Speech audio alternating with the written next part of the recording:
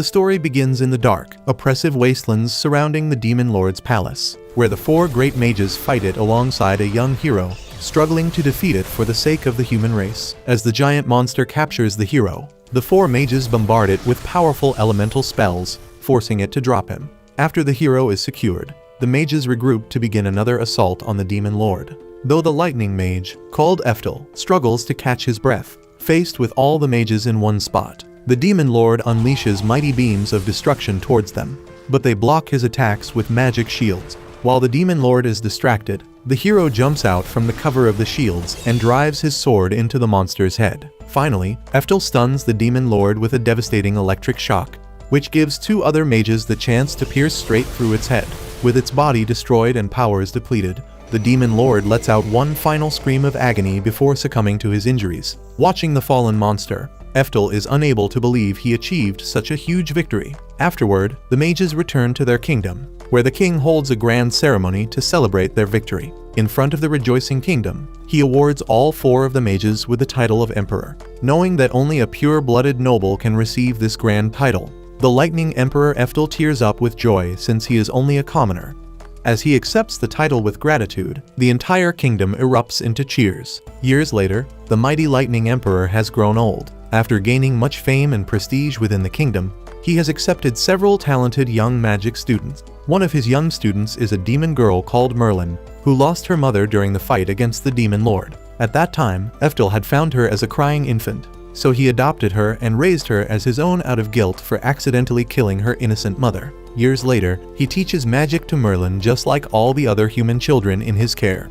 In one of his lessons, the Lightning Emperor makes all of his students concentrate and hold their magic for a little while to hone their focus. Then, he orders them to release the magic and prepare to practice level 4 spells with him. However, Merlin asks the old man to rest, since she thinks he has been pushing himself too far. Watching the concern in her eyes, Eftel feels guilty, thinking that he doesn't deserve the concern from an innocent girl whose mother died from his actions. In reality, the truth would be too painful for the young girl, so Eftel remains silent and instead begins teaching the level 4 spells. Suddenly, Merlin asks him to jump to level 6 spells. Although the other students are shocked, since 2 levels would be a crazy leap for them, Eftel knows that Merlin holds the immense talent required to progress so quickly. Still, he reminds her that it's not good to rush the fundamentals, so she gets frustrated and remains silent. Afterward, Merlin sneaks out into a nearby forest, gripping her magic staff as she makes a difficult decision. She steals her grit and moves forward,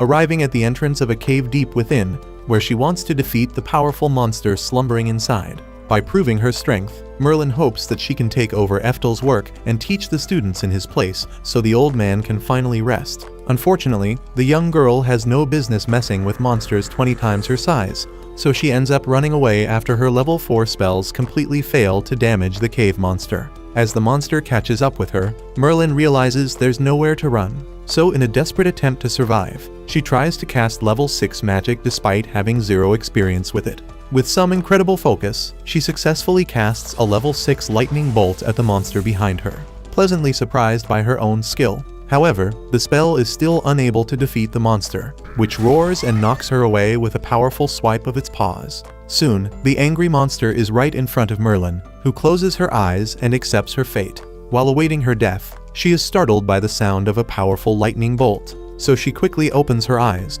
With the monster no longer in sight, she spots Eftel walking towards her. Relieved to be saved, Merlin bursts into a big smile, but then she recoils as he starts scolding her for risking her life. Eftel reminds the young girl that even with her God-gifted talent, she will doom herself to failure by progressing too quickly without properly learning the fundamentals of lower-level magic. As the old man rambles away, Merlin is shocked to see that the injured monster has reappeared behind him. Before she can say a word to warn him, Eftel raises his hand and completely vaporizes the evil pup into smithereens. Afterward, he takes Merlin back home, who keeps on dreaming about her master's incredible strength. Suddenly, doubles over and starts coughing blood, so Merlin gets worried for him.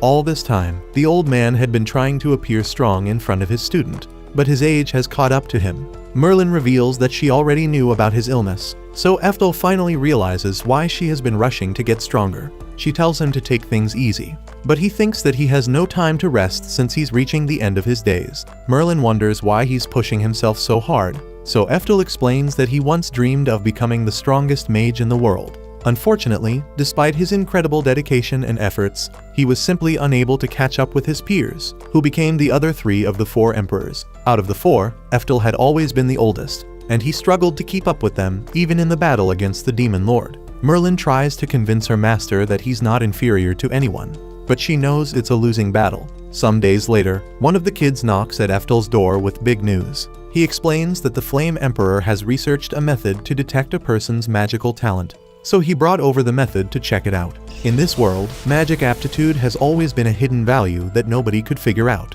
In order to study magic, magicians would just learn all the lower-level spells of the 4 elements before making a guess about their talent and progressing further in that element. However, if they found a way to accurately determine a person's talents, they could spend their time and resources focusing on just their strengths to achieve new feats. Thinking about this, Eftel takes a look at the method, and he quickly becomes convinced that the Fire Emperor has succeeded. He quickly calls all of his students and sets up 4 vials of water to begin testing their talents. Each of the 4 vials represents the 4 elements: fire, water, wind, and earth. Eftel decides to test Merlin's talent first, dipping a strand of her hair in each vial. This causes each vial to glow in different colors, showing how much talent she has in each element. Since the blue and green vials are glowing the brightest, Eftel determines that Merlin has S-rank talent in both water and wind. The other 2 vials hold a dimmer glow, which means that her earth and fire talents are only B and C grade. Usually, Eftel would be skeptical of an aptitude test, but since he has observed similar talents in Merlin over the years of teaching her, he knows that the test is legit. Blessed with an accurate testing device from the start, Eftel thinks their world will usher in a new era where students can focus on their gifted talents without wasting time. Then, he becomes curious about testing his own talents, although Merlin thinks there's no need, since Eftel is the Lightning Emperor. The old man still wonders if his genetic talent has been holding him back. The rest of the students also get curious, so they agree to test him. Soon, as Eftel's hair is dipped into the vials, the water remains completely colorless. This leaves him completely stunned, since a colorless vial means he has no talent in that element. Throughout his entire life, Eftel has worked much harder than any of his peers just to keep up with them. Now, he feels devastated to think that he had been trying so hard in a race he was never given the tools to win. As the old man struggles to accept this reality, Merlin suggests retaking the test since it's possible they made a mistake. Unfortunately, no matter how many times Eftel takes the test, the water remains as colorless as his barren future. Finally, the old man admits that he has always been genetically inferior to his friends, but he somehow kept up with him through his sheer willpower and hard work. This blow is too much for his pride to handle, and he collapses to the floor in pain. Although Merlin rushes to comfort him, Eftel leaves to rest in his own room, preventing her from seeing him. Inside, he lies on the bed, his body worsening under the stress of his new knowledge. His whole life, Eftel thought he could reach the peak of magic if he simply worked the hardest. Now, with his days coming to an end, he knows it was always a delusion he never had the talent to achieve. The poor man starts crying from frustration, wishing he had more time to just work on himself and improve. Unfortunately, his body soon loses his strength once his will to live completely fades. After passing away, Eftel wakes up in a strange space, opened up by his secret reincarnation skill. There, he meets the Reincarnation Master, who revived him after he had already taken his life from frustration in another world. The Reincarnation Master explains that Eftel has a skill called Indomitable, which allowed him to work so hard despite his pitiful talent. Because of this, he was still able to be on par with the other 4 emperors. Now, the Master gives him another chance to reincarnate with 2 cheat skills of his own choice. She wonders if he simply wants a boosted talent, but Eftel refuses the offer. After working so hard to improve himself with knowledge and skill, he thinks he can do the same in another life with his previous knowledge. The Master nods, admitting that Eftel's immense willpower helped him succeed. Then, while respecting his wishes, she reincarnates him into the same world.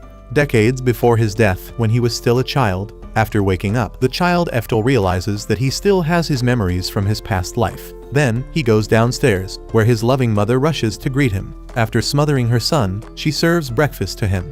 While having breakfast, Eftel realizes that he still remembers how to test his magic talent, so he sneaks out to try it in secret. Unfortunately, despite being reincarnated, he has the body of the same person, so his magic talent is still non-existent. Defeated by this realization, Eftel goes out for some fresh air. Even with his magical knowledge, he thinks he'll hit his genetic limits in this life after reaching level 10 spells. Suddenly, a dragon flies over Eftel, interrupting his thoughts.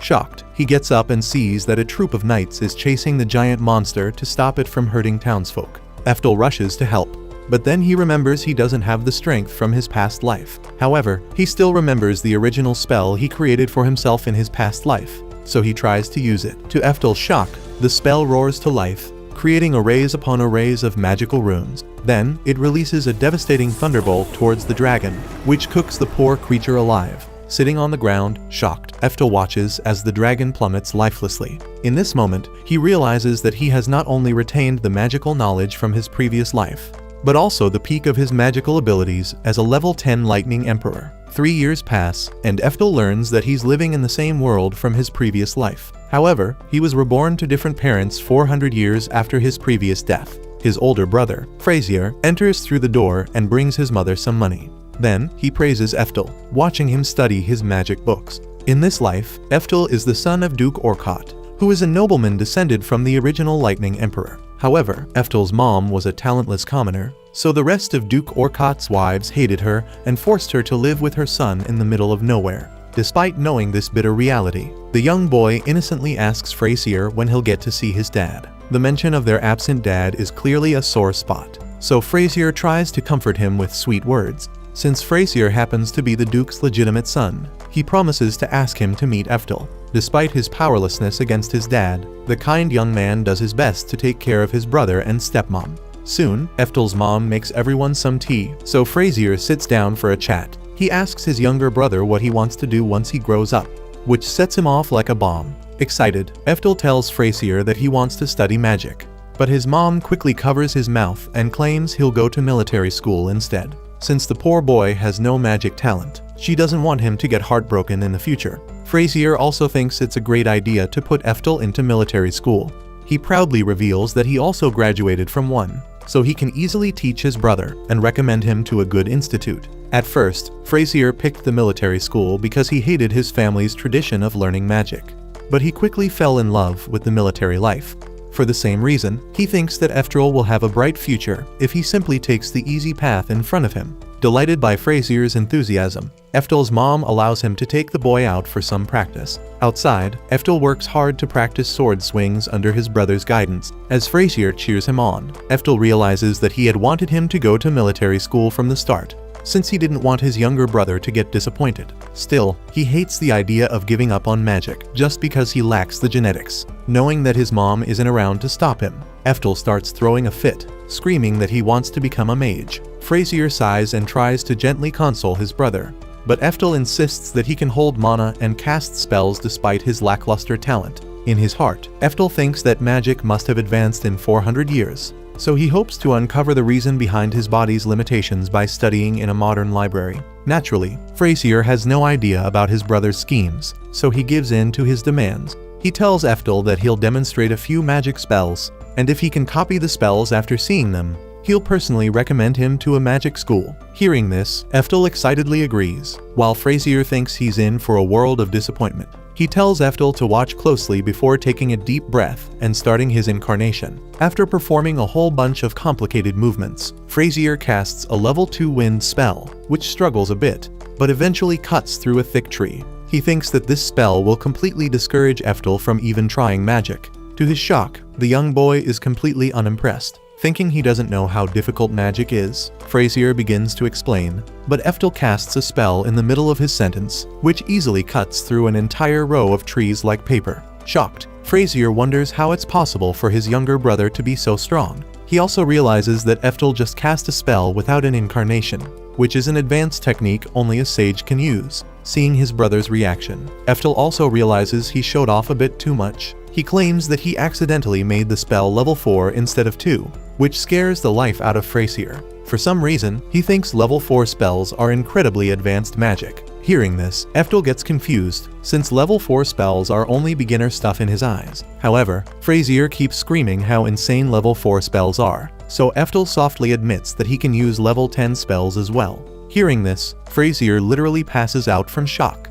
Seeing his reaction, Eftel wonders if his magical abilities are too advanced for this world. Back when he killed the dragon, the soldiers chasing it literally thought it was a miracle from God, since they couldn't imagine so much power coming from a mage. Now that he knows how rare his abilities are, Eftel decides to practice his magic in secret. He does some research on the current state of magic, and learns that in this world, magic has actually regressed from its previous peak. In Eftel's previous life, the 4 emperors could reach the pinnacle of level 10 spells, which were considered extremely advanced magic. Somehow, these spells were lost with the passage of time, along with the ability to easily cast spells without incantations. Now, level 8 magic is considered the absolute peak, with anything above it classified as lost technology. Having learned all this, Eftel understands the gravity of his actions, knowing he could be in danger if he got exposed. Once Frazier wakes up, he takes the chance to wipe his memories. He tells the panicking man that he got knocked out by a stray chunk of wood during his spell demonstration. So Frazier thinks that all the wild spells Eftel used were just a nightmare. From that day onward, Eftel continues practicing swordplay with his brother while studying magic in secret. Even though he doesn't want to go to military school, the indomitable skill has made him frustrated with all his losses to Frazier. Now, he simply trains to get better for the sole purpose of getting revenge on his brother. Years later, Eftel determines that strengthening his body through martial arts might be the key to breaking the limits on his magic. After years of rigorous practice, he can easily chop through a heavy log like it's nothing. Later, Frazier brings over a special teacher to help him practice. It's a giant man called Moria, who happens to be one of his military colleagues. Surprised, Eftel turns around, impressed by the man's huge size. Moria also sizes him up, remaining silent for the moment. After Frazier introduces him, he challenges Eftel to a fight, offering him the first move. To his surprise, he just turns around and walks away without even giving him a chance to attack. After walking some distance, Moria suddenly stops and taunts Eftel for remaining motionless. He asks the young boy if he doesn't want to attack, knowing that he's immobilized by his immense pressure. Suddenly, he turns around and attacks without warning. Though Eftel dodges the attack, Moria taunts him for being so slow, so he casts a physical enhancement spell on his own body. With his abilities buffed, Eftel charges and attacks the big man, but it's still not enough to break through his defenses. Moria is impressed by Eftel's abilities, so he tells Frazier that he made a good recommendation. Eftel is surprised since he never asked his brother to recommend him, while Frazier praises him for having the ability to infuse his body and weapon with strengthening mana. However, Moria starts laughing, thinking it's hilarious that Eftel can only use his mana for pitiful enhancements instead of casting real spells with it. Angered by his taunts, he decides to beat the crap out of him the old-fashioned way. Eftel lunges at the laughing Moria with his sword, who instantly locks in and blocks his attack. As both of them lock swords, the big man starts mocking him for even dreaming about defeating him. He reminds Eftel that it'll be years before he grows big and strong enough to defeat him.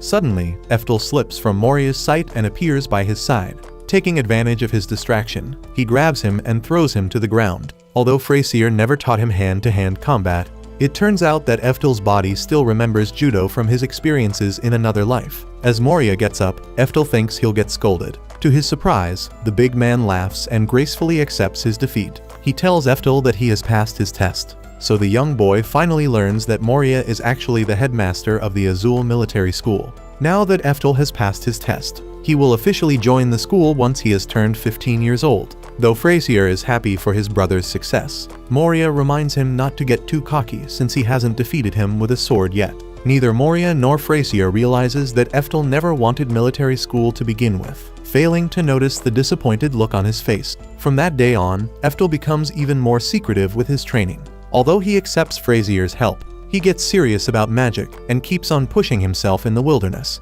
Years later, on a stormy day, Frazier is in the house with Eftel's mom, wondering where he is. Feeling sad, she admits that she rarely gets to see her son since he's always training alone somewhere.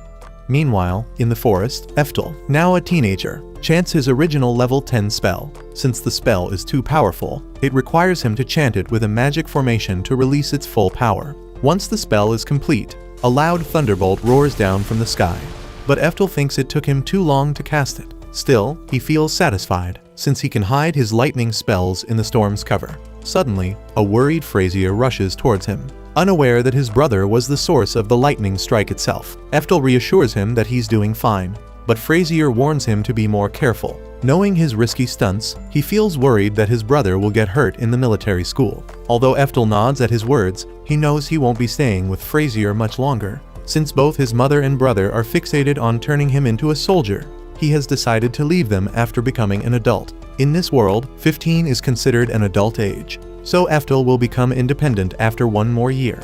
After gaining freedom, he plans on joining a magic school on his own. Later, Frazier tells everyone about some good news, revealing that Duke Orcott has agreed to meet Eftel after so many years. Eftel's mom is overjoyed by this news, but he doesn't share her enthusiasm. However, she fails to notice his expression and wishes him the very best for his meeting. Even though Eftel has moved on from his deadbeat dad, he agrees to meet him for the sake of his mother's happiness. Both his mom and Frazier tear up, happy to see their young boy finally grown up. A few days later, Eftel arrives outside the Duke's mansion with his mom and Frazier. Even though he came for the sake of his two family members, he feels excited to see what his descendant looks like. After Frazier takes them inside, Duke Orcott silently observes them. Thinking that his dad is testing him, Eftel steps up and introduces himself. However, the Duke gets offended and tells him to pipe down. He reminds Eftel that he's only an illegitimate Eyesore, so he doesn't want him to call him father. Eftel is naturally disappointed, but he remains silent.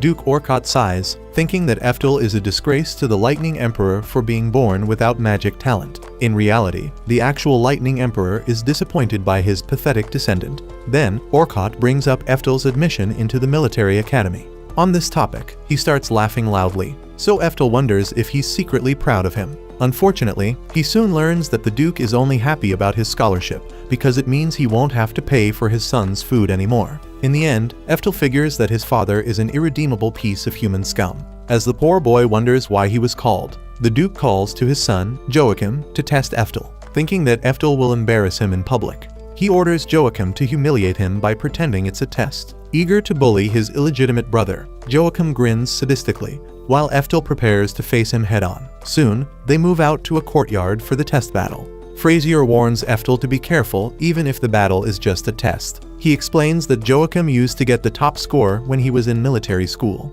so Eftel should be on guard against him at all times. Frazier warns him to surrender if things get bad, so Eftel nods, watching her son face off against the giant man with evil intentions. Eftel's mother feels extremely anxious. Then, Joachim throws him a sword. Although he catches it, the sword's heavy weight catches him off guard. Watching his reaction, Joachim explains that it's a sword made out of hardwood. Usually, these swords are only used for training because of their heavy weight. However, if used against another person, they are strong enough to shatter their bones. After this ominous explanation, Joachim asks Eftel if he knows what's about to happen. Eftel actually acts like he doesn't know, which completely ruins his suspenseful attitude. Angered, Joachim tells Eftel that he wants to teach him and his mother a lesson. He starts insulting his mom as well, claiming that she's a useless woman with zero talent. Joachim doesn't admit that his father fell for her looks.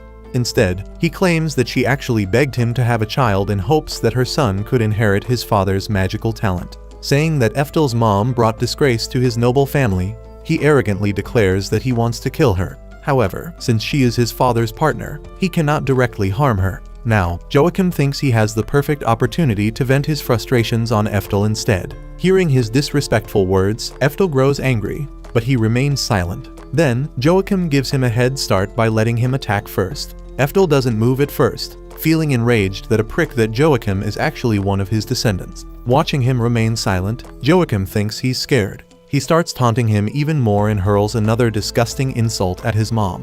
This is the final straw for Eftel, who suddenly rushes forward and attacks him. Although Joachim avoids it, he barely manages to save himself. Eftel doesn't give him any time to rest. He continues to land blow after blow, forcing the arrogant man to defend himself. As Joachim holds Eftel's sword, he uses physical enhancement to increase his strength even more. This allows him to push Joachim back. Losing his arrogant attitude from before, Joachim wonders if Eftel is the same kid he was just trash talking a few moments ago. Unfortunately, it's too late for him, since Eftel forces his sword back and smashes his head with its blunt wooden body. In front of everyone's shocked eyes, Joachim goes flying like a rag doll. Watching him lie on the ground, Eftel warns him that he'll end his life if he ever insults his mother again. Then, he goes straight to his mom and tells her it's time to go home. At first, Eftel's mom feels a little scared, thinking that someone strong has replaced her little boy. After he reassures her that he's the same little boy as before, she smiles and takes his hand. Then, Eftel turns to his father and politely thanks him for the invitation. This time, Orkot stays in line and responds in a respectful tone. He simply wishes Eftel good luck with his military exam, after which the family leaves. 2 weeks later, Eftel's mom serves dinner back in their house. They get a knock on their door, so Eftel's mother opens it. However, she gets shocked to see Frasier and Moria standing outside with an unfamiliar baby. It turns out that currently, the kingdom's royal knights and army have left for a battle ceremony with the neighboring kingdom's forces. Since this is the case, only the castle guard was left behind to protect the royal family. Although the castle guards were ready to do their jobs, Frasier had received intel that the minister was planning to assassinate a prince. Soon, Frasier and Moria received news that some barbarians had attacked the southern entrance to the capital. Since the castle guard was required to defend against the attack,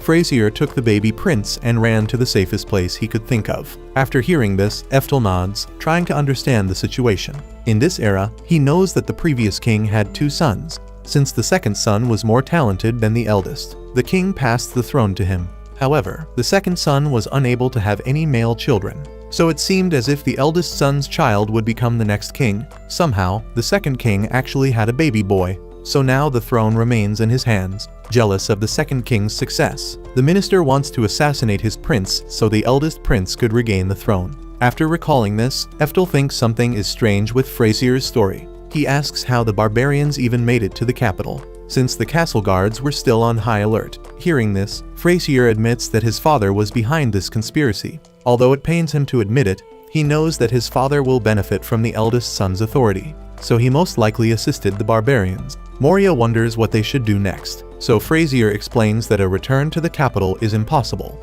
For the time being, their only hope is to secretly cross the kingdom's borders and reunite the prince with the main army. Later, as Frasier and Moria prepare to leave, Eftel asks to join them. Although his mother gets extremely worried, Moria feels happy, thinking that they'll need his assistance. Despite his mother's worries, Eftel wants to go to repay one of the previous kings. In his previous life, the king had supported him and his friends greatly against the Demon Lord. Now, it's his time to help him by protecting his descendants. Soon, he leaves with Frasier and Moria.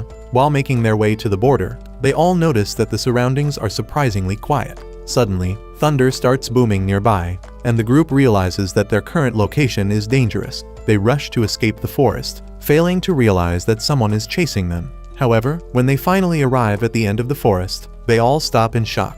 In front of them stands Duke Orkot and his entire army of mages. At first, Frasier is unable to believe that his father would do such a thing. Unfortunately, he also knows that his dad isn't here to give the young prince a royal welcome. Moria wonders if they should turn back, but Eftel points out that someone set the entire forest behind them on fire. Realizing they're cornered, Moria wonders what they should do. Since there's no way to run, Frasier decides to talk it out with his father. Hearing this, Moria is shocked. He warns Frasier not to trust the shady duke, but Frasier hopes that his father will be willing to listen. Then, he discards his weapons and moves out unarmed. After announcing his presence, he loudly asks the duke to turn back. He offers him a chance to negotiate, but Orkot doesn't move yet. Joachim asks him what to do next, so the duke gets off his mount to speak to his son directly. Watching his father walk towards him, Frasier's face lights up.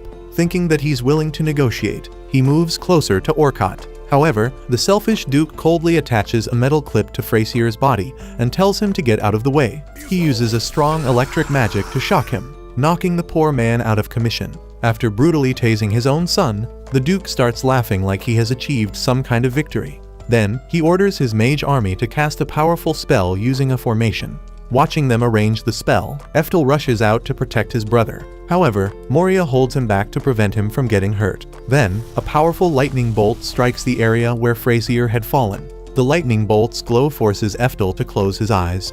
When he opens them, he realizes that the entire ground has been ravaged by hot flames. He knows that Frasier was completely innocent, trying to protect a mere baby. Memories with his brother flash through Eftel's mind as he thinks back. Knowing that Orkot was so merciless towards his own kind son, he grows furious like never before. This time, he refuses to hold back a single bit. As the fires rage around them, Moria notices that Eftel's expression has changed. He feels worried for the young boy. but Eftel reassures him that he'll teach the Duke and his forces a proper lesson for killing his brother. He walks out, using a level 9 ice spell that instantly puts out all the fires, watching the ice devour the fire like it's nothing. The Duke and his entire army are completely speechless. Eftel knows that they're shocked since they've never seen a spell of this caliber before.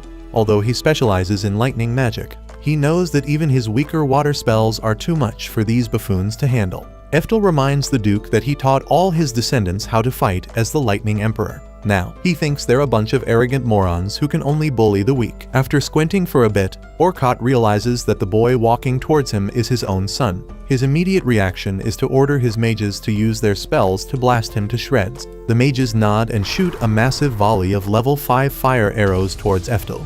To their shock, he remains completely unharmed behind a magic shield. However, even after seeing this, Orkot refuses to surrender. He orders his mages to use their ultimate spell, so they combine a level 6 lightning spell with their formation. Once the lightning spell is charged, they release the attack, using the name Eftel after their ancestor, the Lightning Emperor. However, Eftel only feels insulted by their pathetic attempt. Somehow, Eftel shrugs it off like it was nothing. Watching this scene, the mages are horrified. Eftel laughs in their faces before suddenly teleporting into their ranks. Before they can even react, he starts cutting through them like weeds. While chopping the mages up, he feels grateful that Frasier taught him how to use the sword. Now, he can use the same skills to avenge his fallen brothers. The remaining mages run away, terrified of Eftel's monstrous strength. However, he refuses to let them get away. He begins charging up his own lightning spell, proudly declaring that this is how a real Lightning Emperor fights. Then, he releases the Leave 10 lightning spell, Eftel, which torches the entire army of mages into cinders. After the dust from the explosion clears, Duke Orkot and Joachim are surprised that they're still alive. Eftel walks towards them, explaining that he didn't want the masterminds of the attack to die so easily. First, he knocks out Joachim before turning to Orkot. Although the Duke tries to protest, Eftel knocks him out all the same. Later, both of them are arrested by the royal family, found guilty of assassination. Both men get executed in public. Meanwhile, Eftel learns that Frasier actually survived the brutal spell. It turns out that he was wearing a family heirloom as a guarding charm, which saved his life. Seeing the charm, Eftel recalls that he gave this pendant as a gift to his descendants in his previous life. Overjoyed to see his brother safe, he smiles and hugs Frasier. Because Frasier risked his life to protect the young prince, the royal family transferred the power of the Duke to him. Now, Eftel is free to show his power to both Moria and Frasier, since he displayed it on the battlefield. Although both of them are surprised, they allow Eftel to keep the source of his power a secret. Then, Eftel announces that he wants to attend magic school. This time, Frasier doesn't stop him, since he knows his brother is capable of teaching an entire city on his own. With the approval from his brother, things are set for Eftel to begin a new journey in this life. A few days later, it's time for Eftel to leave. His mother, Frasier, and Moria all gather outside the house to say goodbye. With tears in her eyes, Eftel's mother tells him to go wherever he pleases and do as he wishes as an adult. Overcome by emotion, she jumps into his arms for one last hug. Holding her in his arms, Eftel thanks his mother for raising him with love and care all these years. Watching this scene, even the giant Moria starts crying. Soon, Eftel leaves after a tearful goodbye, determined to break through the limits of his magic on this new journey. After a while of traveling, he visits a roadside restaurant to take a break. Inside, he sees an arrogant magic student called Edwards, attended by a slave. In front of Edwards, an old man praises him for his talent and asks him to give his young student some pointers. However, the young mage gets angry at the old man for disturbing him. Although the old man hastily apologizes, Edwards starts humiliating him for no reason, acting like he just committed the world's most heinous crime by interrupting his tea time. Then, he tells the old man that even a single second of his time is worth more than his entire life. The old man explains that his students prepared a small banquet to welcome him, but Edward snorts at his offer. He tells the old man that he'd never give up a good time with his slave for a children's party. Watching this scene, Eftel is completely disgusted. Although it's legal in this world to own slaves, he finds Edward's behavior very filthy. The young demon girl's face reminds him of Merlin from his past life. If Eftel had not adopted her, she would have ended up the same as this girl. Despite feeling bad for her, he remains silent to avoid picking unnecessary fights. Suddenly, a man rushes into the restaurant, explaining that a dangerous monster has been spotted nearby. As Eftel goes out, he sees that the monster is a giant orc. Since the common people in this roadside area cannot handle the orc, Eftel wants to help them. However, he also doesn't want to expose his magic abilities too early. Thankfully, the old man from before tells the panicking people to calm down. He announces that the legendary mage Edwards is present, who happens to be a ranked adventurer. Since the giant orc is only a B-ranked monster, Edwards gets smug, thinking he's got a chance to show off. As the people around him start cheering for their savior, Edwards steps up to defeat the monster. He raises his wand and tells everyone that they're about to witness a divine miracle for free. Then, he casts a level 4 offensive spell, acting like it's the world's most advanced magic. The spell releases a fireball, which blows up as it hits the orc. Edwards turns around, thinking he has already won. Initially, the crowd cheers for him as well. However, Eftel remains serious as he realizes something is wrong. Soon, the audience also stops cheering as they see it. Since Edwards is turned away, he gets confused by their reactions. Then, he turns around, only to find the orc completely unharmed. Irritated by his attack, the orc steps closer to Edward. Finally, the dumb mage gets a closer look. Up close, he realizes that the giant orc is actually an orc berserker, which is the highest species of orc. Against this ferocious monster, a con artist like himself has no chance. Instead of trying his best to defend the innocent people, this coward turns around and instantly runs away. However, Edward's disgusting actions don't stop there. To give himself a higher chance of outrunning the orc, he actually casts a giant barrier spell, trapping the townsfolk with the orc berserker inside. Scared, the people beg him to let them out. Instead of apologizing, Edwards grins and mocks them for being insignificant cannon fodder. As the orc steps closer to the townsfolk, Eftel sighs and uses a level 6 spell to instantly shatter Edwards' barrier. Once everyone realizes they're free, they quickly run away from the scene. Edwards himself is shocked by Eftel's strength, while the old man notes that he even cast the spell without an incantation. Eftel is upset that he exposed some of his abilities, but he had no choice but to save the people's lives. Now, faced with the orc berserker, he wonders how to defeat it without looking too flashy. He decides to use a level 3 spell, using the explosion from it as a smokescreen to cast a level 9 spell to defeat the orc. With this plan in mind, he dodges the orc's attack and lobs a level 3 fireball at it.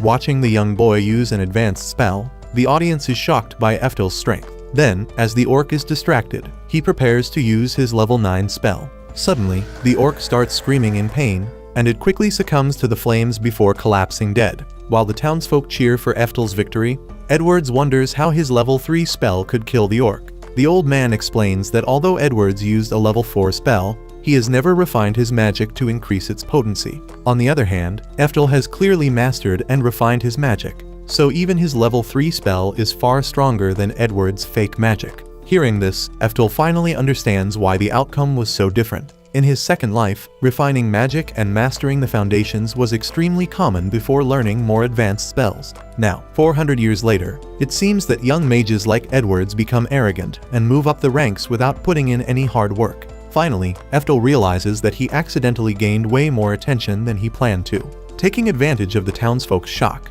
he runs away from the scene.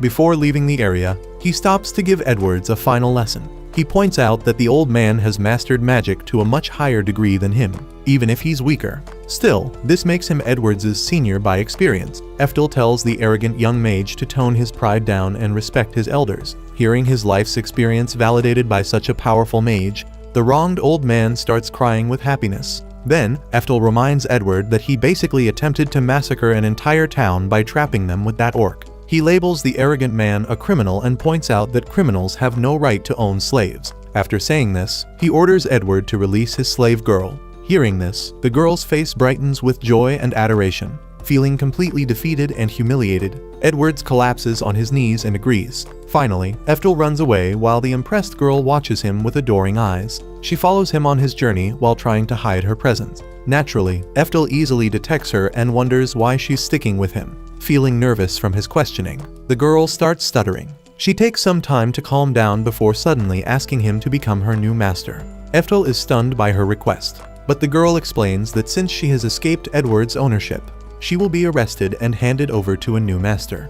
Desperate to survive, the girl kneels in front of him and begs him to take her in. Seeing her pitiful state, Eftel realizes that the girl is speaking the truth. Because Edwards had placed a slave seal on her, her status as a slave wouldn't change so easily because he released her without the paperwork. Now that the girl is free, any random creep could kidnap her, and she would suffer an even worse fate. After thinking about this, Eftel asks the girl how she became a slave in the first place. She explains that her family has been enslaved for generations after the 4 emperors defeated the Demon Lord years ago. Although the girl belongs to a noble family, she and her relatives continue to be abused by evil humans. She explains that one of her ancestors is called Merlin, who is the headmistress of a prestigious magic academy called Altina. Hearing this name, Eftel's attitude completely changes. Shocked, he asks the girl to tell him more about Merlin. The girl is confused by his sudden interest, since Merlin is quite a famous person in their world. Still, she tells Eftel that Merlin is one of the students of the legendary Lightning Emperor from the past. As she reveals that Merlin is the strongest mage in the world, Eftel tears up with joy, realizing that he is not alone, even 400 years later. Although he had expected Merlin to be dead by now, she is still alive and thriving because demons have a much longer lifespan than humans. Unable to abandon Merlin's relative, he decides to accept the girl as his own slave. Then, he asks for her name and learns that she's called Anastasia. Happy to be saved, she thanks him for accepting her. Later, they stop by a city. Anastasia wonders what Eftel wants to do here, so he explains that he'll apply for the magic school. This surprises her, since she knows he's already too strong for school. Then, Eftel starts moving to book an inn. Suddenly, Anastasia's stomach rumbles with an embarrassed growl, so he changes his destination to a restaurant. However, the restaurant is actually a 5-star establishment. Standing in front of the grand building, Anastasia thinks the place is too fancy for her. Still, Eftel encourages her to come with him. When he heads inside, she is forced to follow behind. Inside, the waiters are visibly disturbed by Eftel's slave. Still, they remain polite to their patron and arrange a table for 2. Anastasia looks around, impressed by the fancy interior. However, she overhears some of the rich diners making disgusted remarks about her. Even the restaurant waiters wonder if Eftel is just a kid playing around with a few banknotes. He chooses to ignore them and instead tells Anastasia to order whatever she wants. However, he realizes that the young girl is actually kneeling instead of sitting on a chair. Anastasia explains that it's a slave's duty to always be ready for their master. Eftel doesn't care and tells her to sit on the chair anyway, but she still feels hesitant. Seeing this, he wonders how long the poor girl has been abused to have such low self-esteem. Then, he orders her with his authority as her master to sit. Finally, Anastasia accepts and sits in front of him. After sitting down, she feels happy to receive such good treatment. Suddenly, the restaurant's head waiter interrupts their moment. He rudely tells Eftel that this restaurant is only meant to serve high-class customers. He also claims that lowly slaves are not allowed to sit on their fine chairs. Accusing Eftel of being a delusional kid, he wonders if the young boy even has the money to pay for his food. In response, Eftel plops down a bunch of gems as payment. The waiter's eyes pop out of his socket as he identifies the gems as dragon drops. Even a single drop is valued at over 500 gold coins, so Eftel can practically buy his entire restaurant with this money. In reality, Eftel has a billion more of these gems after his father died and left all his fortune behind. Finally, the waiter gets humbled and arranges a VIP room for Eftel. With no more interruptions, Eftel orders a grand feast. Seeing all the luxurious dishes, Anastasia doesn't think she's worthy of eating them. However, Eftel asks her to treat it as a gift from him. He tells her that it's his way of showing appreciation for her. Hearing this, she is even more pleasantly surprised. Eftel knows that as a slave, Anastasia doesn't consider herself worthy of anything good, so he wants her to get rid of his habit. He admits that even as a kind man, he might make a mistake and treat her wrongly in the future. If that happens, he wants her to express her anger at him without hesitation. Unfortunately, Anastasia has been abused so much that she doesn't even know how to get angry at others. Eftel is shocked by this, but he does his best to teach her how to express her feelings. The next day, he buys some real clothes for her, dressed up in fine clothes. Anastasia thanks Eftel for his gift. Soon, they visit Krone Magic Academy, a prestigious institution, to attempt its entrance exam. Anastasia wonders why Eftel wants to join school despite his abilities. Even with his abilities, Eftel explains that he has no credentials since he's a random 15-year-old. In order to get a good job, he needs a certificate from a prestigious school as proof of his skills. Then, he tells Anastasia to attempt the entrance exam with him. Anastasia hesitates, thinking there's no way she can pass. However, Eftel knows that as a descendant of Merlin, she has far superior talent compared to the average human. Suddenly, a burly examiner steps up from a roof and announces that the exam is about to begin. While Anastasia is nervous, Eftel grins, eager for the challenge. The examiner, France, introduces himself to the applicants. Then, he announces that the first round of their test will be a battle royal. all students will be divided into large groups, and whoever is one of the last 5 standing will move on to the next round. After making his announcement, Franz casually looks on. Being a B-ranked adventurer, he feels satisfied with his easy job of observing this batch of rookies. As the groups are settled and the fight begins, he expects the weakest students to be knocked out first. To his shock, from Eftel's group, a tough-looking guy gets absolutely yeeted into the air. This big guy is followed by several other strong students, who are all kicked out by Eftel.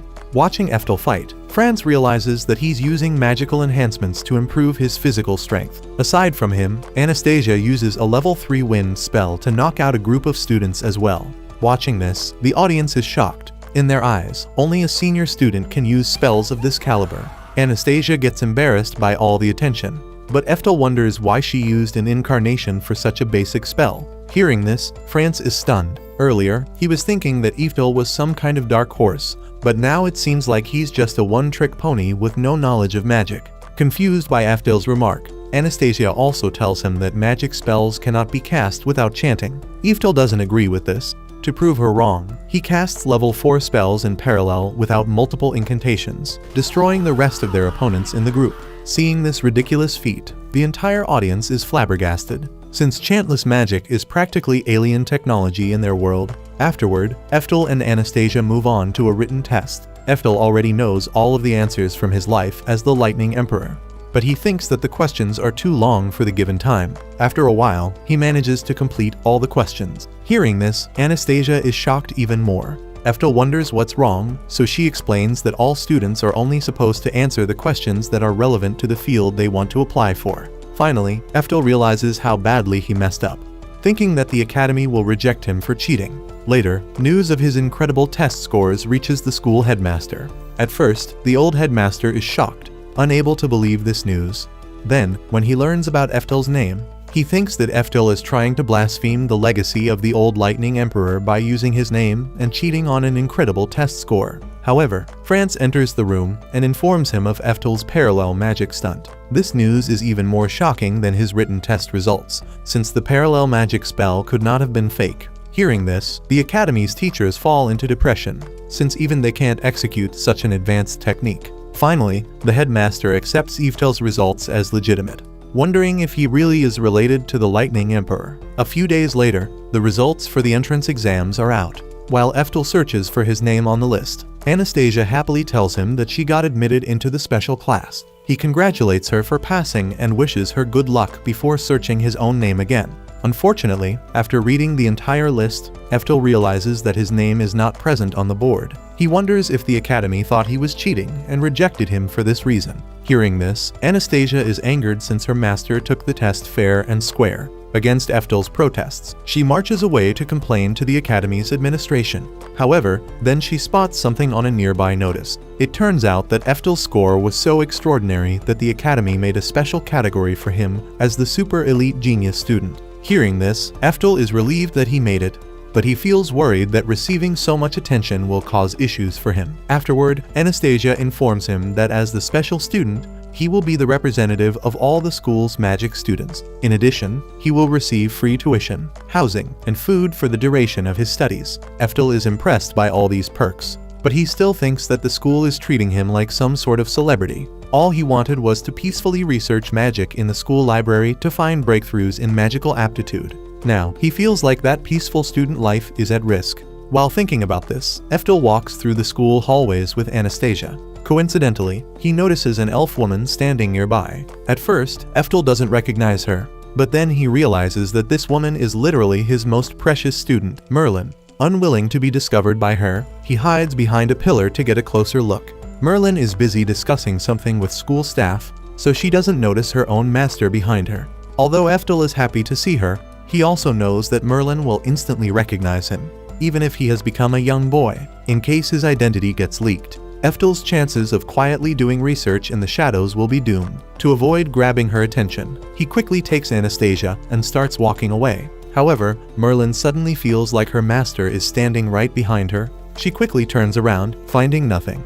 Then, she finally notices Eftel trying to sneak away. She calls to Eftel to stop, but he continues moving. Refusing to give up, Merlin runs after him and blocks his way. Shocked by his appearance, she wonders if the young boy standing in front of her is really her master. As he refuses to speak, Merlin asks him if he's related to the Lightning Emperor. Eftel is surprised that she noticed so quickly. Unfortunately, even though he wants to catch up with Merlin again, he doesn't want his identity to be leaked at school.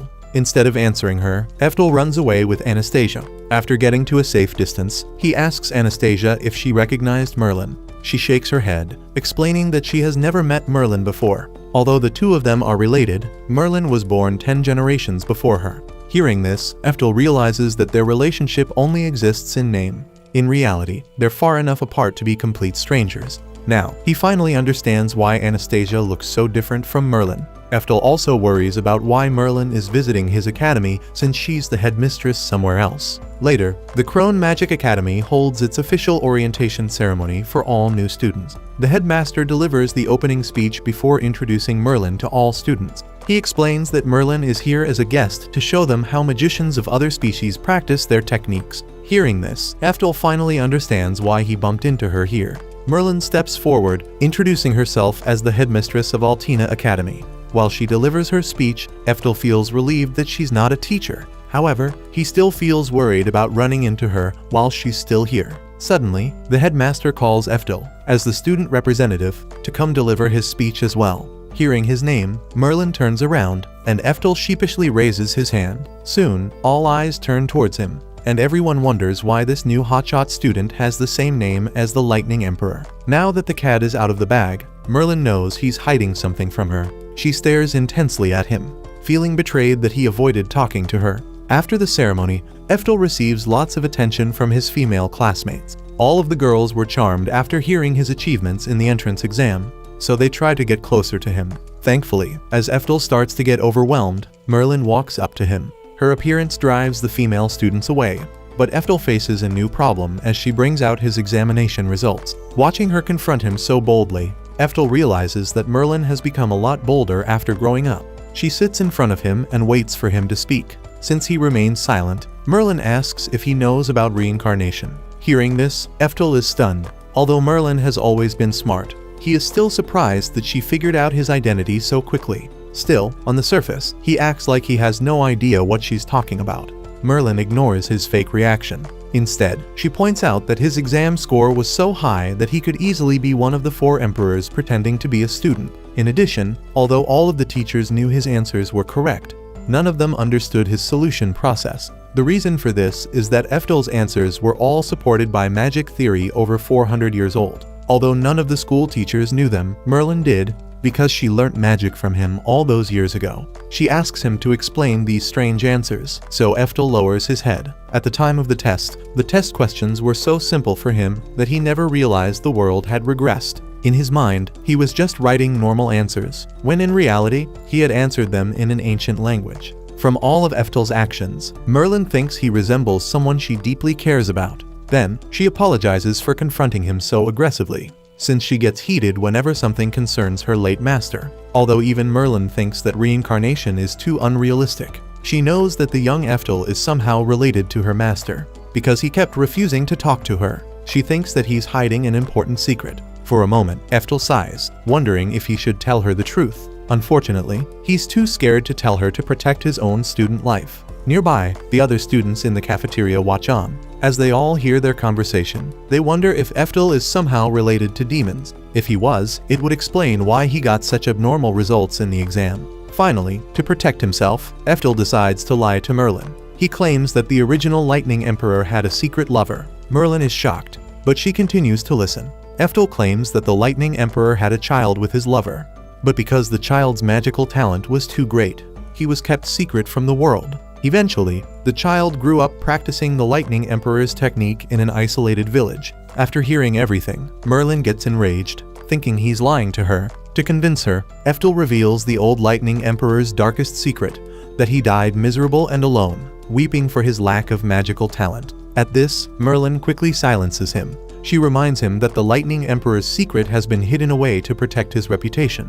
Then, after warning him to remain silent about the 4 emperors, she lets him go. Finally, Merlin decides to believe his story, since he knows so much about her master. Eftel nods, claiming that he really is a distant descendant of the original Lightning Emperor. Inside, he feels extremely guilty about lying, but he thinks he had no other choice. Although Merlin is upset that her master never told her, she feels happy to see his descendant again. Now, she wants to compare her abilities with Eftel. Even if he's the Lightning Emperor's descendant, Merlin proudly proclaims that she is also the Lightning Emperor's successor in magic. After so many years, she wants to test the results of her hard work against someone related to the Lightning Emperor. She challenges Eftel to face her in a mock battle, which stuns him. At first, he wants to refuse, since fighting Merlin would expose his true strengths to everyone. However, facing his own student's brave challenge, a fire burns in his heart. Wanting to see how far his student has grown, Eftel confidently accepts Merlin's challenge. After Eftel agrees, news of the mock battle quickly spreads around school. Now, everyone is excited to watch Eftel the monstrous genius against Merlin, one of the world's most famous mages. Usually, the ceremony is supposed to humble all the students in the audience, showing them the difference between a student and a teacher. However, because Eftel wants to see how far Merlin has come in the past 400 years, he doesn't plan on letting her humble him at all. As the two of them face off, the announcer hypes up the whole stadium for the exciting fight. Even the old headmaster watches the battle with intense concentration, forgetting his own rank. Although everyone in the audience knows that Merlin is one of the strongest people in the world, they wonder if the young genius Eftel can perform a miracle and defeat her. Down in the stadium, Eftel is the first to make a move. Instead of beginning a fight, he asks Merlin to show her skills. Just as she agrees, he launches a level 6 fire blast at her without any warning. Shocked, Merlin barely dodges the attack, while the audience goes wild at this scene. For a moment, it looks like the attack caught Merlin completely off guard. Then, her voice rings out, confident and unshaken. With a swing of her hand, she dispels the giant flame wall using a level 7 perfect wall. Seeing this, Eftel is pleasantly surprised by her strength. Meanwhile, Merlin starts to take him more seriously after seeing his abilities. Still, she refuses to back down so easily. After all, she wants to prove that she didn't just waste her time studying with the original Lightning Emperor. With a determined stare, Merlin unleashes a level 6 flame wall of her own right back at Eftel. He grins confidently, using the same level 7 perfect wall to block the spell. As the attack lands, Merlin wonders what Eftel thinks about her strength. Feeling the impact, he admits that this is the first time he has seen such a high-quality spell in his new life. His cocky grin angers Merlin, who flies into the sky and launches a level 6 fireball from above. This time, it looks like the spell made a direct hit against Eftel. Seeing this, the audience is shocked, wondering if the fight is already over. Merlin floats back to the ground, proud of her sudden move. Usually, it takes mages a period of time to recharge before they can use the same spell again. However, through the Lightning Emperor's method, she has increased her mana pool and learned the techniques to recast the same spell instantly. Suddenly, Eftel's voice rings out, admitting that Merlin used a good technique. Then, he uses an instant recast as well, using a level 7 Evil Frost spell to freeze the scorching flames. Seeing this, Merlin is shocked that Eftel predicted her move and prepared the perfect counter spell in advance. After blocking her flames, he follows up with an Ice Titan attack, launching a sharp icicle towards her. In his mind, Eftel knows that the instant recast is a technique he created in his past life to keep up with the monstrous strength of the other 4 emperors. Now, he wants to see how far his student has pushed this technique. Watching the icicle shoot towards her, Merlin is shocked by Eftel's efficiency. Although she uses another perfect wall to block it, she starts feeling exhausted from all the heavy spells. Unfortunately, she gets no time to rest as Eftel continues to bombard her with even more multi-casted Ice Titans. In response, she also casts multiple perfect shields to block each icicle. Impressed by her stamina, Eftel tests her with a final icicle spear, this one 10 times larger and stronger than the others. Merlin notes the strength of this spell, wondering if Eftel is testing her. Enraged that a mere student has pushed her so far, she casts a powerful perfect wall, stopping the icicle in its tracks. However, she gets shocked as her wall struggles under the icicle's force. Soon, cracks start appearing in her wall despite all her efforts. Merlin is shocked, wondering why her spell can't block it, even though she used a similar level of mana to chant it. Hearing this, Eftel tells her that she made a mistake in her chant, so her spell can't defeat his, even if they're at the same level. At first, Merlin snaps at him to shut up, but then she realizes something. The way Eftel is pointing out her mistakes in the middle of the battle reminds her of her own teacher. Only the old Lightning Emperor was patient enough and passionate about teaching to actively correct her mistakes during a fight. As she thinks about this, she gets even more determined to show her abilities to Eftel. Finally, she multicasts another spell wall, which allows her to destroy the giant icicle. This time, even Eftel is impressed by her display. Usually, just one level 7 magic spell is enough to drain a mage's entire mana supply. Seeing Merlin cast 2 of them at the same time, he knows she's got much more gas left in the tank. However, even Merlin is struggling from the backlash of using so many powerful spells in this short period. Taking advantage of this, Eftel rushes towards her and attacks with a level 7 spell. Somehow, she reacts just in time, using a level 8 teleport skill to warp right behind them. Then, she finishes the match with a fire blast. Watching this scene, the audience is now completely silent, losing all its previous excitement. All students and professors watched, horrified, wondering if Merlin went too far and actually killed Eftel with her final attack. Just then, Merlin sighs, then smiles, knowing Eftel is standing right behind her. Even though she did her best to predict his moves, he was always 2 steps ahead and planning even further. Since she can use a teleport spell, naturally, Eftel also prepared one in advance. His far-sighted planning reminds Merlin of her teacher, who used the same techniques. Usually, Merlin would be angry at him for toying with her in a fight. But in this moment, she feels happy to see a glimpse of her old teacher again. Seeing her smile, Eftel also feels happy. But then she asks him to survive one last attack from her. This time, Merlin promises to use all her strength in her final blow. Surprised, Eftel also gets serious. Then, she charges a level 8 lightning spell called Thor's Hammer. Seeing this, Eftel isn't impressed at all. For a mage as strong as her, he was expecting her to use a much more advanced spell. At his confused reaction, Merlin warns him not to underestimate her secret technique. As she attacks with the spell, Eftel still doesn't understand it, since he can't see anything special. Then, he finally notices that she is casting another Thor's Hammer with her other hand. Although a level 8 spell is impressive, for Eftel's level, it's nothing special on its own. However, multicasting 2 level 8 spells is a whole different beast. As Merlin attacks with both spells, he dodges, feeling impressed. Still, he doesn't feel too much pressure. Then, she does something that truly leaves him stunned, using her foot to cast a third Thor's Hammer, with 3 different spells targeting him from different directions. Even Eftel struggles to dodge. But Merlin isn't done just there, as she casts a 4th Thor's Hammer with her other foot, controlling all 4 level 8 spells at the same time. Finally, Eftel realizes why Merlin was so confident in her special technique. Even he, as the Lightning Emperor, is greatly impressed by her skill. Then, as Merlin floats to the sky, preparing to unleash her final assault, he starts laughing from pure pride and joy. He watches as Merlin screams with power in the sky. Even in his past life as the Lightning Emperor, he never saw such a creative way to use the most powerful magic techniques together.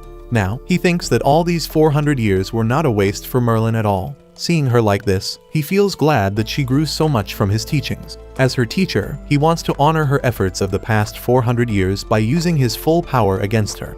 With the same confident smile, he begins preparing his level 10 original spell, Eftel, to meet Merlin's final attack head-on. As she releases all 4 Thor hammers at once, he grins and raises his hand to the sky, releasing Eftel. In an instant, the level 10 spell completely overshadows Merlin's lightning, erupting into the sky with a violent burst. Watching the terrifying spell shoot towards her, Merlin loses her composure from shock. Even among the world's most powerful mages, she doesn't know anyone who can withstand her quadruple-layered Thor's hammers. In this moment, Merlin knows that the power Eftel is using is far stronger than anyone she has met in the past 400 years, and she becomes sure that the young boy standing in front of her is her old teacher himself. With tears in her eyes, she waits for her impending doom. However, at the last moment, Eftel cancels his spell, allowing the lightning charge to return to the atmosphere. Defeated, Merlin slowly falls towards the ground in front of the stunned audience. After landing on the ground, she smiles, knowing for sure that Eftel is her old teacher in a new body.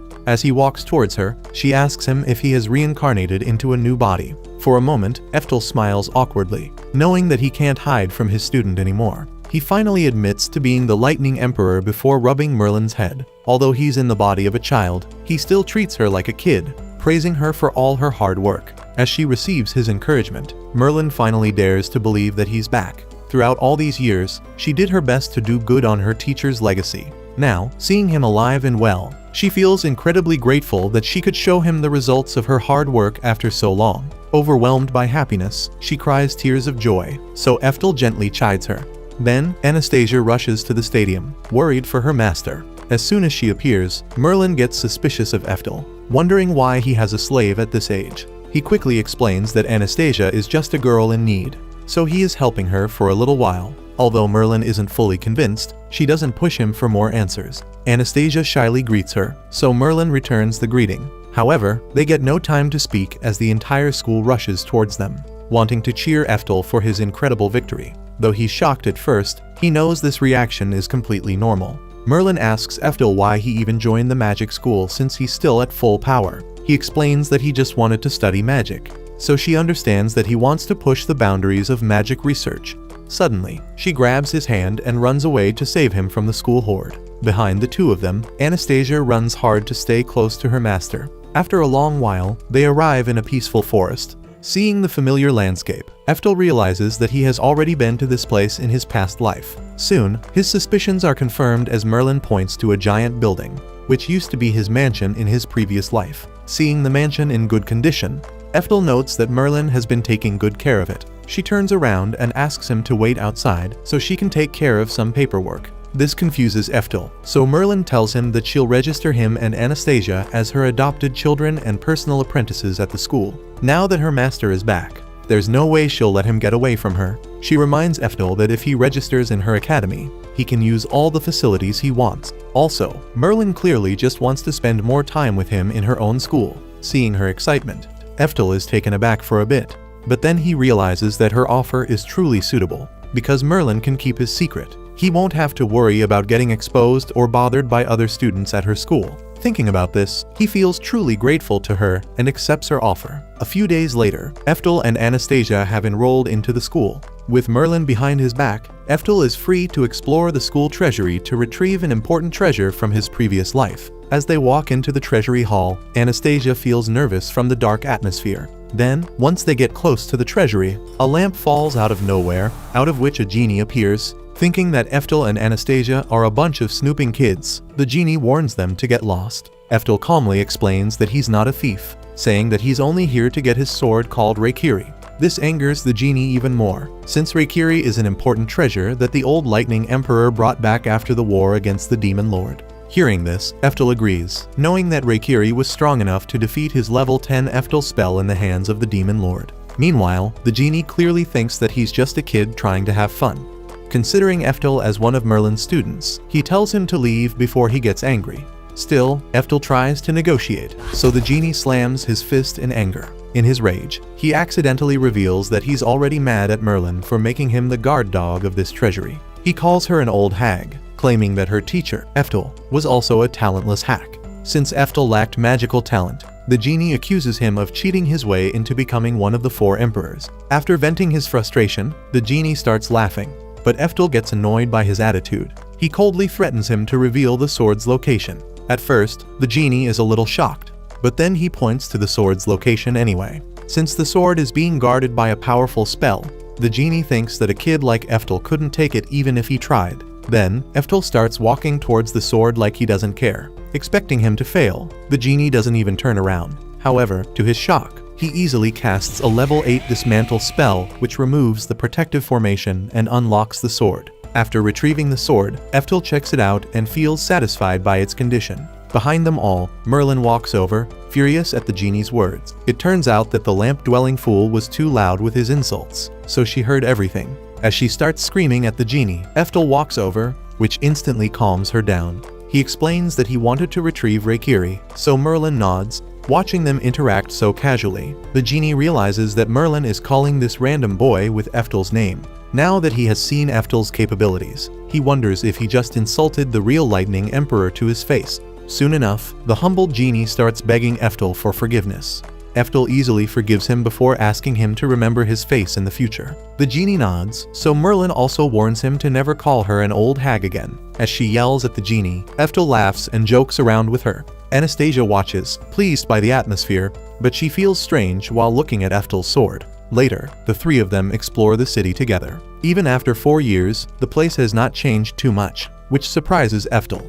Merlin points to a familiar shop that made the decoration for her room, explaining that she's asked the owner to make uniforms for both Eftel and Anastasia. Then, they have fun together, reading in libraries, getting their uniforms, and having tea in a restaurant. After tea, Merlin asks Eftel if he wants to do anything else. He thinks about it, realizing that he's free for now. Behind them, the tea shop owner explains that their town is currently hosting a treasure hunt. In this treasure hunt, the participants can win a free trip to the hot springs. Aside from this, they're allowed to keep all the treasures they find. The three of them thank the owner for the suggestion and go on their way. Merlin urges Eftel to participate in the treasure hunt. Wanting to visit the hot springs, he doesn't seem too interested. But Anastasia suddenly stops walking after spotting a poster for the treasure hunt. Wondering what she wants, he realizes that she's interested in the treasure dolls. Although Anastasia clearly wants to go, she feels too embarrassed to ask Eftel for a favor, so she remains silent. Seeing her hesitation, he decides to participate in the treasure hunt anyway. Hearing this, Merlin also gets excited for a chance to visit the hot springs. At this, Anastasia shyly explains that she's not too interested in the hot springs, which confuses her. Still, she refuses to speak further, so Eftel tells Merlin to drop the subject. Then, he reads the rules of the treasure hunt and learns that they're hiding the treasures with concealment spells. Anastasia wonders if he can use the same spell he did in the treasury. But Merlin explains that it would disable other important spells around town as well. Hearing this, Eftel confidently claims that he can use disable magic only on the magic spells cast by the person who hid the treasures. Even Merlin is afraid that this would be too difficult. But Eftel easily casts a level 5 disable spell in front of her. As the spell disables the concealment effects, they easily find all of the dolls hidden around town. Some time later, Eftel's party wins the treasure hunt event. While Merlin is overjoyed by her hot springs trip, Anastasia smiles at the doll in her arms. After some time, she stops to speak. Smiling, she explains that she wanted this doll because its smile reminds her of Eftel's. Hearing this, Eftel is a bit offended that he looks like the ugly doll. But he understands Anastasia's pure intentions. Though he laughs at her simple wish, something else seems to be on his mind. Later, as he's having dinner alone, Merlin enters his room with a serious tone. Eftel asks what she wants to talk about, so she explains that she closely observed Anastasia's body in the hot spring bath. After getting a closer look at her slave seal, Merlin realized that the seal was much more dangerous than normal. She wonders if Eftel is aware of this, so he nods silently. At this, she gets outraged, asking why he's keeping a time bomb like Anastasia around. However, he gets unusually angry with her, saying that it was his decision to stay with the girl. After saying this, he forbids Merlin to speak further, so she nods, knowing that her teacher is aware of the risks. The next day, it's time for Eftel and Anastasia to have their first class in school. Since Altina Magic School is a demon school, all of the students are shocked to see a human. As Anastasia walks with Eftel, she hears the demons mocking him for being an inferior creature. Naturally, this causes her to feel upset. Instead of being offended by the demons' taunts, Eftel calmly reminds her that it's normal for them to be surprised by his presence. Internally, he doesn't care what the other students think about him as long as he gets to study in peace. Soon, they enter their classroom, where their classmates have similar reactions. One of them is Abe, who is the highest scorer of the class. He taunts Eftel for smelling like a filthy human, but he ignores him and starts walking over to his seat. Then, Eftel notices Anastasia frozen in shock, so he asks her what's wrong. At the sound of his voice, she snaps out of her shock and starts apologizing. Then, a girl called Maria walks over to Eftel, wondering how he can even attend their school. Hearing her, Abe grins, saying that Eftel must be some rich kid who bought his way into the school. In reality, he's not wrong, since Merlin literally abused her authority to force him into the school, so Eftel can't argue. Although he remains silent, Abe keeps taunting him to remind him of his inferiority. In response, Eftel politely promises to do his best, which sets Abe's competitive spirit on fire. He reminds Eftel that the school's entry test is the strictest in the world, meant to filter out the best students from superior races like demons and elves. In Abe's eyes, a measly human can only buy their way into the school since their talents are usually inferior. After Abe finishes speaking, Maria apologizes to Eftel for his arrogance. Still, she is also unwilling to accept him so easily. Although she doesn't discriminate based on race, Maria still hopes that Eftel can keep up with his classmates' talents. Then, she leaves after warning him to stay away from the demons. Once she's gone, Eftel thinks about her words. In reality, the demons aren't wrong about being superior in magic talent. Even Merlin, whom Eftel adopted as his daughter, has great talent because she's a demon. Usually, most humans don't have the dedication to practice magic to the level of the 4 emperors, so it's normal for these students to underestimate him. As he's thinking about this, Merlin enters the classroom out of nowhere. At her appearance, all the students are shocked, since the headmistress doesn't normally teach them. Seeing her in the class, Eftel already knows why she's here. Suddenly, Abe stands up to address Merlin. In his deluded mind, the great headmistress of the school must be here to personally teach a student as great as him. Sadly, Merlin has no idea who he is, so he has to explain that he's actually the top scorer. Even after his explanation, Merlin clearly doesn't care about this hotshot. Instead, she openly announces to the class that she's only here for Eftel. These words set off a bomb, as the students had already been angry at the human for breathing the same air as them. Now, he's in an even bigger spotlight to receive all their hate. However, Abe thinks that Eftel is simply an extremely important figure from the human race, so Merlin was required to take special care of him. Hearing this, Merlin tells Abe that he should stop judging others by their looks. Then, she proudly tells the class that Eftel will shatter all their beliefs about a human's talent. After explaining this, she also asks Eftel to take care of her, which leaves everyone completely stunned. Throughout her whole speech, Eftel himself has been fuming with rage for getting so much attention. As the target of all the demons, his peaceful student life will most likely stay a dream forever.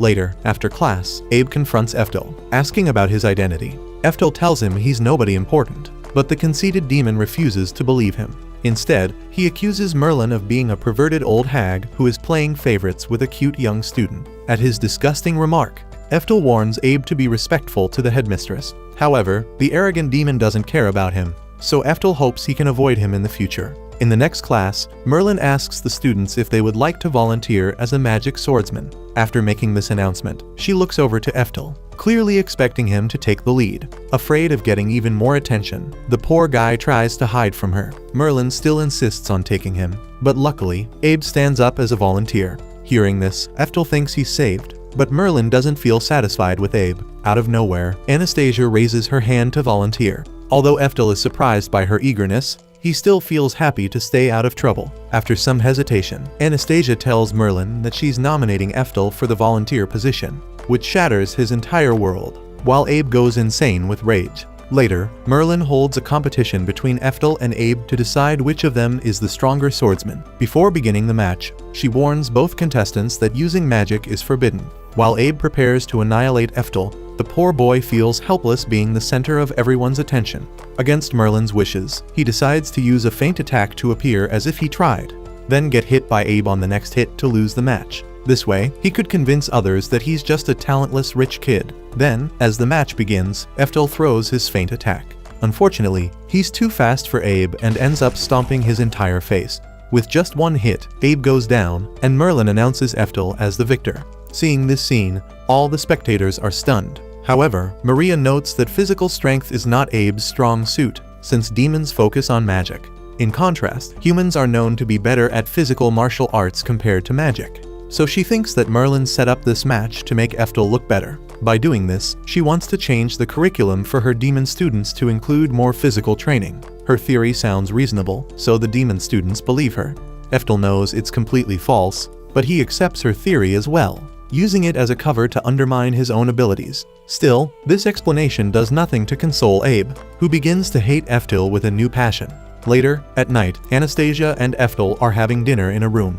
Recalling Eftel's earlier performance, Anastasia praises him for defeating such a strong enemy. However, she wonders what he would do if he encountered a situation where his strength was not enough. Hearing her strange words, Eftel seems to understand why she's asking this random question. Still, he answers calmly and tells her that he would do his best to get the best outcome in that situation. Hearing this, Anastasia thinks that he still holds an unshakable confidence in his strength. Unfortunately, this only makes her feel even more useless. As a young slave, she doesn't have the strength or knowledge to support him in his goals. Hearing her dispirited words, Eftel reassures her that he doesn't want to use her for any purpose, so she should focus on enjoying her life to the fullest. Hearing this, she finally cheers up and finishes her dinner. Some days later, Merlin finds out that Anastasia stole a bunch of precious artifacts from the school's vault. Because she was authorized by Merlin, the genie let her enter the vault, but she betrayed his trust and stole the artifacts. Merlin notes that Anastasia wouldn't normally steal something as Eftel's slave,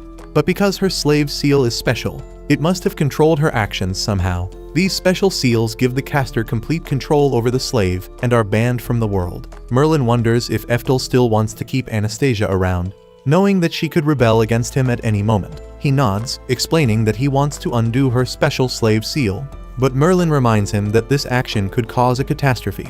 In their world, special slave seals can only be cast with the help of mighty beast lords. The last time a person undid a special slave, The Beast Lord who owned it became furious and wiped out an entire nation. Knowing this, Merlin thinks that Eftel is putting his life at risk. Still, he refuses to abandon Anastasia since he's the one who took her in. As her master, he is determined to do his best to save her. Hearing his words, Merlin smiles, knowing that her master would never abandon someone in need. Then, she asks Eftel if he knows Anastasia's current location. He explains that he had already expected Anastasia's real master to call her, so he put tracking magic on her. Meanwhile, Anastasia lugs a massive cart of loot towards a noble mansion. This is the house of Abe, who is the real owner of her special slave seal. With the bruise from Eftel's foot in his face, he praises her for a job well done. Anastasia smiles, forced to thank him by her special seal. Then, Abe remarks how lucky he was to encounter her at the school. He was the one who asked her to create a mock battle between him and Eftel, which forced her to nominate him as a volunteer. However, Eftel was clearly too strong for him, so Abe couldn't put him in his place. He wonders if Anastasia deliberately set him up while knowing that Eftel was that strong. But she admits that she never knew he could be that powerful. Still, now that she has delivered the precious artifacts, she wonders if Abe will stop ordering her. He nods, admitting that she has stolen enough artifacts, combined with the artifacts her big sister previously stole. Together, they have stolen exactly 5 precious artifacts, so the condition to end their slave contract is fulfilled. However, Abe suddenly reveals that Anastasia's slave seal will never fully disappear. Because her ancestors betrayed and attacked his ancestors, they were forced to bear this slave seal till the end of time. Even if Anastasia has done her part, her children will also carry the seal, and the cycle will continue. After delivering this shocking news, Abe leaves the room, and Anastasia has no choice but to accept his decision. Once he leaves, she heads to her own room and lies on her bed. Throughout her whole life, Abe has regularly contacted her to do his bidding. However, she had never felt this bad working for him as today. Now, she was forced to betray Eftel, who is the only person who showed real kindness to her. Now, she hopes that Abe will let her go. Lying in bed, she recalls a memory from her childhood. Back then, she used to live in her village in a peasant family. For some reason, her elder sister had gotten a job at a nobleman's mansion, so she used to stay out of the village. However, whenever she returned, she would bully Anastasia, saying that her birth caused their mother to die. Her hurtful words would bring Anastasia to tears, and she would tell her to get out. Feeling upset by all her bullying, she told her sister that she hated her. For some reason, her elder sister only smiled at those words and left without a word. Watching her leave, Anastasia wondered why she was smiling if she hated her so much. Years later, a carriage from a noble family entered Anastasia's village. After stopping near her house, the carriage dropped her sister's dead body in a bag. At first, she didn't realize what happened. Then, she started screaming and crying in terror as she recognized her sister's face. As Anastasia reached out to touch her, a strange glow appeared on her wrist. Nearby, a young Abe asked her father if Anastasia was the next in line. As his father nodded, Abe turned to Anastasia's father and told him to get moving.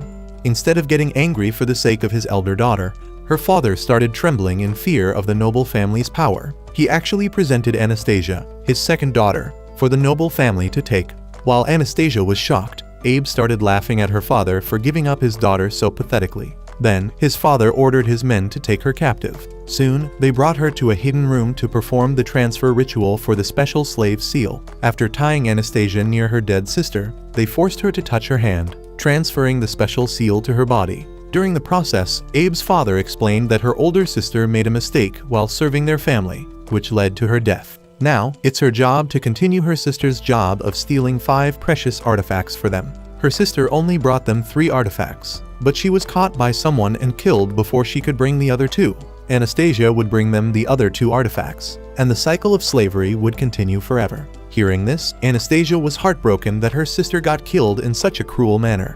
While the transfer ritual was taking place, she learned that hundreds of years ago, her ancestors lived with Abe's ancestor clan. However, they betrayed Abe's clan and tried to rob them, so Abe's family enslaved them as punishment. Her sister always knew about this history, so she tried her best to complete the job on her own. In case she died on the job, she wanted Anastasia to hate her so she wouldn't be hurt by her death. However, she never knew that this cycle of slavery would continue forever, so her sacrifice was completely in vain. Some time later, the ritual was finished, and Anastasia apologized to her sister with tears in her eyes. Now, she lies in Abe's room, bearing the consequences of her ancestors' sin to this day. Soon, Abe calls her for another mission. he tells her that she must steal all 5 artifacts, since his father has decided to use her abilities. Even though this is completely unfair, Anastasia is forced to obey him due to her slave seal. However, she feels even worse, since this means her sister died for no reason. In response to her words, Abe keeps sipping his tea. Clearly, he doesn't care what happened to her sister. In his eyes, the members of Anastasia's family are just objects for use. Then, he also tells Anastasia that her family's history was a complete lie. In reality, it was Abe's own ancestors who raided and killed Anastasia's ancestors out of greed, and enslaved them to keep exploiting them. Hearing this, Anastasia is left completely stunned. She realizes that her entire life was a lie, and she and her sister had tried so hard with no hope from the start. Watching her reaction, Abe starts laughing cruelly, enjoying her suffering. He even tells her that he told her sister the same thing before she died, and she had a similar reaction to her. While her brutal master continues relishing in her suffering, Anastasia starts to leave, unable to bear his voice anymore. As she goes, Abe reminds her that she can't escape him no matter where she goes. Every 6 months, her special slave seal will force her to return to his house to serve him once more. Knowing this, Anastasia walks home with a haunted look, feeling the most hopeless she has ever felt. While walking back, Anastasia fails to pay attention to her surroundings. With every step, she recalls Abe's cruel and haunting final words. As she walks past a quiet town, some disgusting thugs spot her. In her hopeless state, Anastasia doesn't resist them at all. So the thugs realize she's a lowly slave and drag her into an alley with evil intentions. Thinking that her life is worthless anyway, Anastasia's mind goes numb, and she prepares to surrender her fate to them. Thankfully, at the last moment, Eftel arrives and knocks the thugs away. He furiously yells at the thugs to back off, and they instantly run away, losing their earlier confidence. Watching this scene, Anastasia remains silent, unable to believe what just happened. Eftel asks her why she stole Reikiri, which snaps her back to her senses. She quickly apologizes and explains that the special slave seal forced her to steal it. So he changes his question. He asks her why she faced Abe on her own instead of asking for her master's help. Hearing this, Anastasia tells Eftel that he can't help her, even if he wanted to. Since her special slave seal was created by a beast lord, she thinks even Eftel can't face its power. However, Eftel remains confident despite this information, and tells Anastasia to stop underestimating him. He reveals that he is Eftel Orkot, the legendary Lightning Emperor, who passed away 400 years ago. At first, Anastasia refuses to believe him, but as Eftel explains that he reincarnated into a new body, she thinks about all the times he displayed unimaginable feats of strength. In the current world, almost nobody is capable of layering multiple high-level spells at the same time, nor can anyone use a destructive level 10 spell. After realizing this, she finally believes Eftel's words, and he reassures her that she hasn't seen close to his full strength yet. Then, he also reveals that he accepted her as his slave despite knowing about the special seal, and he has no plans to abandon her. At her master's confident words, the hopeless Anastasia finally gains a glimmer of hope. All of a sudden, she starts crying and begs Eftel to help her, since she's completely powerless against Abe's family. He smiles, promising to do his best to save her. The next day, Abe brings an appraiser to put a price on his stolen Reikiri. The appraiser instantly notices the sword's intricate craftsmanship and praises Abe's family for collecting such a valuable item. Seeing his reaction, Abe gets excited for the money he's about to make and asks him for a price. At first, the appraiser offers 1,000 gold coins, but then he raises his offer to 5,000 to match the item's real value. Hearing this, Abe agrees to the deal, so the appraiser offers to return later with the money. Pleased by the deal, Abe allows him to take his time and tells him to eat as much as he wants in his house. Then, he walks outside, feeling happy from all the profit he is getting from selling the precious artifacts. However, he stops in his tracks after seeing Anastasia approaching his mansion. In Abe's mind, she must have lost hope of escaping him, so now she has returned to serve him. He walks up to her, taunting her for accepting her fate like a good slave. In response, she quietly tells him to return Eftel's Reikiri. At first, Abe can't hear her, so she repeats her words in a louder voice. Hearing this, Abe is stunned by her audacity, and he immediately realizes that Eftel must have encouraged her to resist him. Just a while back, after Eftel reunited with Anastasia, he told her it was time to get Reikiri back. She felt surprised that he was being so chill, since she stole it in the first place. So Eftel asked if she did that of her own free will. At this, Anastasia admitted that she never wanted to steal it, but her slave seal forced her to do it anyway. After being at the seal's mercy, she had forgotten how to think about what she wanted. In response, Eftel reminded her about her elder sister. Although she had the same seal as Anastasia, she never gave up on providing for her family and protecting them. Even in the face of death, her sister gave her life instead of giving up on her family. Hearing this, Anastasia realized that she gave up too early instead of trying to fight her fate. She finally understood Eftel's words from the diner, when he told her that it was okay to refuse other people if she wanted to. With these words, Eftel wanted Anastasia to realize that she deserved her own free will as well. At the time, she didn't understand him completely, but now she knew what he meant. With this new knowledge, Anastasia agreed to retrieve Reikiri with her master. Before they left for Abe's mansion, she asked him for one special request. As this memory ends, Anastasia firmly tells Abe to give back her master's property. For some time, he remains silent, shocked by her courage. Then, he forcefully grabs her collar and barks at her to repeat herself. Instead of being silenced, Anastasia painfully repeats her words with no fear in her eyes. Furious, Abe brings her closer and reminds her what happens to slaves who resist their masters. If he wants to, he points out that he can have her abused and discarded like a worthless object. Still, even against his cruel threat, Anastasia refuses to bow down. Seeing the fearless look on her face, he gets even angrier and raises her into the air, showing her she has no control. Despite Abe's best attempts at intimidating her, Anastasia refuses to back down from her mission. So he wonders if she's trying to meet an early end to avoid slavery. To his shock, Anastasia actually starts resisting his firm hold and firmly declares that she'll never serve his family again. At her bold words, Abe's eyes narrow, and he thinks that Eftel brainwashed her into rebellion. Finally, gives up on threatening her and decides to punish her for resisting. After drawing Reikiri from its scabbard, he brings it down on her back with force. However, just one strike alone is not enough to vent the rage in his heart, so he continues to beat her mercilessly with the scabbard. Although Anastasia is hurt by the beating, she still refuses to surrender to him.